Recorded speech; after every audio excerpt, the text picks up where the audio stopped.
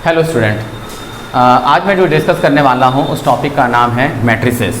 ये हमारे क्लास 12 का थर्ड चैप्टर है, जिसके बारे में बताऊँगा कि मैट्रिसेस होता क्या है। उसके बाद मैं इस पर टाइप्स ऑफ मैट्रिसेस डिस्कस करूँगा, फिर देन उसके बाद हम लोग क्वेश्चंस लगाएंगे। लेकिन आज मैं केवल इस वीडियो में आपको मैं बताऊँगा मैट्रिसेस होता क्या है और टाइप्स ऑफ मैट्रिसेस। तो मैं बता दूं आपको कि मैट्रिसेस क्या होता है। अगर सिंपल लैंग्वेज में कहा जाए तो it's a way to present of elements in row and column. जैसे कह सकते हो कि आप जब एलिमेंट्स, आपके पास एलिमेंट्स हैं, डिफरेंट एलिमेंट्स हैं, और उन एलिमेंट्स को अगर आप रो और कॉलम में अरेंज करते हो तो उन्हें हम मैट्रिसेस कहते हैं। ओके, उन्हें मैट्रिसेस कहते हैं। लेकिन अगर आप बुक की भाषा में अगर बात करना चाहो, यानी बुक के लैंग्वेज में अगर आप बात करना चाहो कि मैट्रिसेस क्या होते हैं, तो आप कह सकते हो कि a matrix is an order rectangular array of number और फंक्शंस।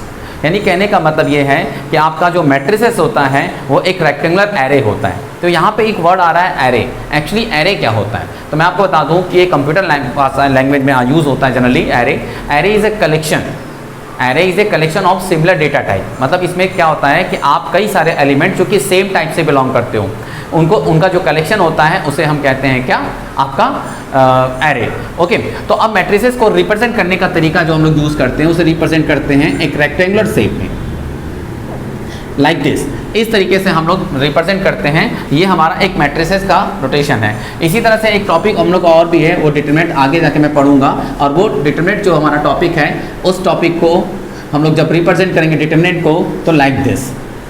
Okay, like this. लेकिन डिटरमिनेंट्स और मैट्रिसेस में डिफरेंट ये होता है कि जो हमारा डिटरमिनेंट्स होता है वो आपका हमेशा स्क्वायर होता है, वो मेरा हमेशा स्क्वायर होता है। लेकिन मैट्रिसेस जो होता है वो हमारा रेक्टेंगुलर होता है। रेक्टेंगुलर मीन्स मतलब इसमें जो हमारे नंबर ऑफ रो और कॉलम है ये जरूरी नहीं है कि आपस में इक्वल हो भी सकते हैं और इक्वल नहीं भी हो सकते हैं। ओके, उसके बाद जब मैट्रिसेस को हम रिप्रेजेंट करते हैं तो इसके नंबर ऑफ रो और नंबर ऑफ कॉलम को हम यहाँ पे डोनेट करते हैं। यानी इस एम, ये एम यहाँ इंडिकेट कर रहा है, ये एम इंडिकेट कर रहा है कि इसमें हमारे नंबर ऑफ रो जो होंगे वो एम होंगे, और जो एन इंडिकेट कर रहा है वो हमारे नंबर ऑफ कॉलम को इंडिकेट करेंगे। और जो हमारा एम क्रॉस एन लिखा हुआ है ये हमारा ऑर्डर शो करता है। मैट्रिसेस का क्या शो करता है, हमारा ऑर्डर शो करता है। ठीक है, रो आपको बता दूं हॉरिजॉन्टल लाइन और वर्टिकल लाइन जो कि हमारा कॉलम कहलाता है। क्लियर? ओके, अब यहाँ पे एलिमेंट की हम बात करें तो जैसे मैंने लिख दिया A11, A12, A13, A21, A22, A23, A31, A32 और A33। यहाँ पे आप देख रहे हो नंबर ऑफ रो हमारे 3 हैं और नंबर ऑफ कॉलम भी हमारे 3 हैं। तो यहाँ पे जो इसका ऑर्डर होगा वो मेरा 3 क्रॉस 3 का होगा। और यहाँ पे कैसे हम किस पोजीशन को, यानी हर एक एलिमेंट का एक पोजीशन है।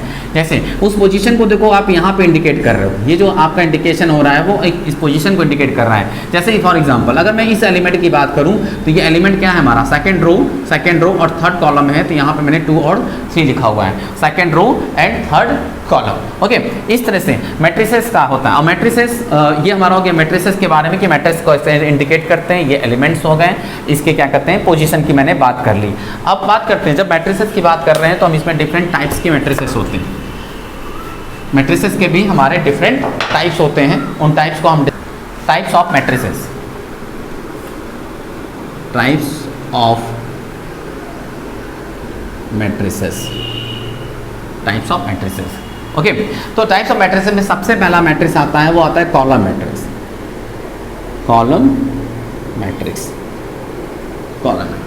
Okay, column matrix. अच्छा हाँ, एक बात और एक बता दूं, कंफ्यूजन दूर कर दूं, मैट्रिक्स और मैट्रिसेस। मैट्रिसेस का मतलब नंबर ऑफ मैट्रिसेस, मैट्रिक्स मतलब सिंगल मैट्रिक्स की बात कर रहा है। यहाँ पे मैट्रिसेस जो है इसे प्लूरल कह सकते हो आप मैट्रिक्स का। ओके, कॉलम मैट्रिक्स की बात कर रहे हैं तो कॉलम मैट्रिक्स का मतलब कि ऐसा मैट्रिक्स जिसमें केवल एक कॉलम हो, जिसमें केवल क्या हो, कॉलम हो, ऐसे मैट्रिक्स को बोलते हैं हम कॉलम मैट्रिक्स। एग्जाम्पल अगर लिया जाए तो एग्जाम्पल हमारा हो सकता है लाइक A, B, C। ये हमारा एक कॉलम मैट्रिक्स है, इसमें एक सिंगल कॉलम हमारा होगा और उसको हम कहेंगे कॉलम मैट्रिक्स।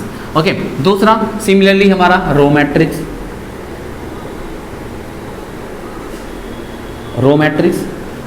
जिस तरह से हमने बताया कॉलम मैट्रिक्स में एक सिंगल कॉलम होता है, उस तरह से रो मैट्रिक्स में हमारा एक सिंगल रो होता है, A, B, C। आप कोई अदर नंबर भी ले सकते हो, मैंने A, B, C का एक एग्जांपल लिया हुआ है। ठीक है, ये 3 क्रॉस 1, यहाँ पे 1 क्रॉस 3 लिखेंगे, रीज़न है यहाँ पे 3 रो हैं, जहाँ पे सिंगल कॉलम होगा उसी को हम कॉलम मैट्रिक्स बोलेंगे, इस बात का ध्यान रखना है। और रो मैट्रिक्स, इसमें एक सिंगल रो होगा, हमें उसे हम बोलेंगे आपका रो मैट्रिक्स। ओके, नेक्स्ट है हमारा square matrix. Square matrix, square matrix जब हमारे नंबर ऑफ रो और नंबर ऑफ कॉलम आपस में जब इक्वल होते हैं, जब नंबर ऑफ रो और नंबर ऑफ कॉलम आपस में इक्वल होते हैं, तो ऐसे मैट्रिक्स को हम बोलते हैं क्या? Square matrix. Like this A B C D E F G H I 3 cross 3, यानी जब नंबर ऑफ रो और नंबर ऑफ कॉलम जब नंबर ऑफ रो और नंबर ऑफ कॉलम आपस में बराबर होता है तो हम उसको कहते हैं क्या? Square matrix.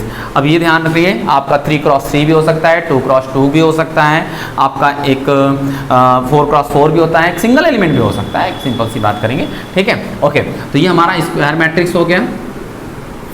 फोर्थ हमारा है स्क्वायर मैट्रिक्स के बाद diagonal matrix.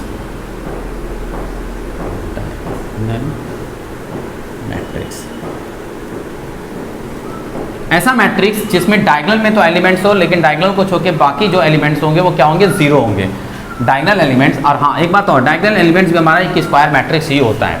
Diagonal matrix always हमारा स्क्वायर मैट्रिक्स होता है, क्योंकि उसमें नंबर ऑफ रो और नंबर ऑफ कॉलम बराबर होंगे, तभी हमारा डायगोनल बनेगा। ओके, तो अगर डायगोनल मैट्रिक्स की हम बात कर रहे हैं तो डायगोनल मैट्रिक्स में क्या होता है कि सिर्फ डायगोनल को छोड़ के बाकी सारे एलिमेंट हमारे क्या होंगे? जीरो होंगे। इसको हम बोलेंगे diagonal element, diagonal matrix. Next है आपका स्केलर मैट्रिक्स।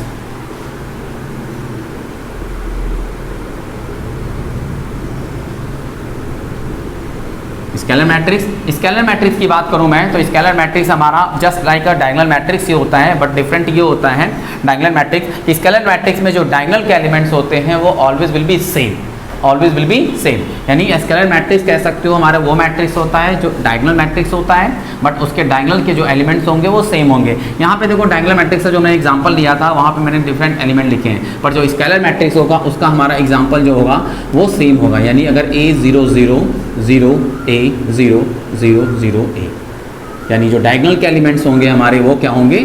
सेम होंगे, तो उनको हम बोलेंगे क्या? Scalar matrix. स्केलर मैट्रिक्स से ही मिलता जुलता हमारा एक मेन मैट्रिक्स है जो कि आता है, जो कि ऑलवेज यूज भी होता है हमारे क्वेश्चन में बहुत ज़्यादा, वो है हमारा identity matrix. Identity matrix, identity matrix. Identity matrix क्या होता है? आइडेंटिटी मैट्रिक्स कह सकते हो it's a diagonal matrix, it's a scalar matrix, but the condition is that कि जो हमारा क्या कहते हैं कि जो डायगोनल के एलिमेंट्स होंगे it will be always one, वो हमेशा वन ही होगा।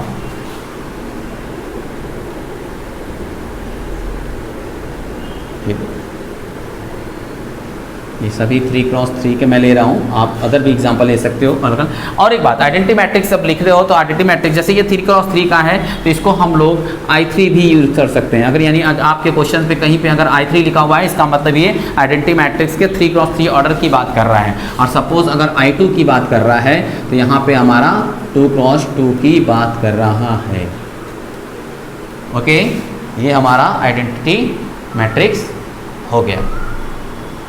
And the last matrix is your zero matrix. Last है आपका जो है वो जीरो मैट्रिक्स है, नाम से ही क्लियर है जीरो मैट्रिक्स। जीरो मैट्रिक्स का मतलब all the elements of the matrix is a zero, यानी जब मैट्रिक्स के सारे एलिमेंट हमारे जीरो होंगे तो उसको हम बोलेंगे क्या? आपका जीरो मैट्रिक्स। जीरो मैट्रिक्स इसको हम कह सकते हैं, किस तरह से इंडिकेट किया जा सकता है। क्लियर? तो ये हमारे देखो बात हो गई, क्या कहते हैं कि मैट्रिसेस क्या होता है और टाइप्स ऑफ मैट्रिसेस की बात कर लिया मैंने। ओके, तो और एक कुछ क्वेश्चंस हमारे आते हैं, कुछ एग्जांपल मैं ले लेता हूँ।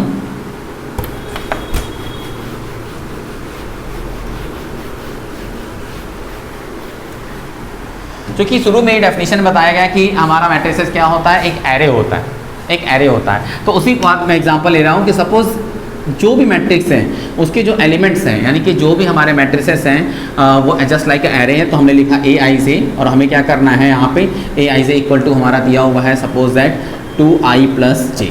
2i प्लस जे, ये हमारा एरे इंडिकेट कर रहा है। ओके, और हमें करना क्या है, हमें इस क्वेश्चन में ये करना है कि मुझे कंस्ट्रक्ट करना है 2 क्रॉस 2 का मैट्रिक्स। हमें कंस्ट्रक्ट करना है क्या, 2 क्रॉस 2 मैट्रिक्स। हमें 2 क्रॉस 2 का मैट्रिक्स तैयार करना है, तो हम सबसे पहले एक रफ बना लेते हैं। रफ जैसे बना लिया, जैसे 2 क्रॉस 2 का मतलब ये तो कंफर्म हो गया कि हमारा 2 रो 2 कॉलम होगा। तो अगर इसको एलिमेंट को दिया जाए तो हम A11 होगा, A12, A21 और A22। ओके, तो अगर आप देखो तो यहाँ पे जो AIJ लिखा हुआ है, यहाँ पे I और J की जगह 1 और 1 लिखा हुआ है। अगर यहाँ पे I की जगह 1 कर दें और J की जगह 1 कर दें तो यहाँ पे क्या हो जाएगा 1 और यहाँ पे जाएगा 1। तो जब इसको सिंप्लीफाई करोगे तो 2 2 1 2, 2 + 1 3, तो ये हुआ 3। ओके, उसी तरीके से इसको हम लेंगे 1 2 है तो यहाँ 1 2 रखेंगे, तो 2 1 जा 2 और +2 मतलब 4। यहाँ पे 2 1 लेंगे, 2 2 4 + 1, ये हो जाएगा क्या 5, और 2 2 यानी कि 2 2 4 + 2, इसका मतलब ये हो गया 6। तो अगर आपको एक एग्जांपल करने के लिए कह रहा है कंस्ट्रक्ट 2 क्रॉस 2 मैट्रिक्स, ठीक है, और आपको ये इन्फॉर्मेशन दे दिया जाए, ठीक है, जस्ट लाइक एरे, ये एरे है आपका, ये इसका इन्फॉर्मेशन दे दिया जाए और कहा जाए कि कंस्ट्रक्ट 2 क्रॉस 2 मैट्रिक्स, यहाँ पे आपको कुछ भी कह सकता है 2 क्रॉस 3, 3 क्रॉस 2, 3 क्रॉस 3, आपको जो भी इन्फॉर्मेशन जो भी कंस्ट्रक्ट करने के लिए मैट्रिसेस कहेगा उसी तरीके से हम सबसे पहले एक मैट्रिसेस बना लेंगे, तब भी उसके एलिमेंट्स पोजीशन दे देंगे और फिर वो वैल्यू हम सब्स्टिट्यूट करते जाएंगे तो हमारा वो मैट्रिक्स मिल जाएगा जो हमें बनाने के लिए कह रहा है। Thank you.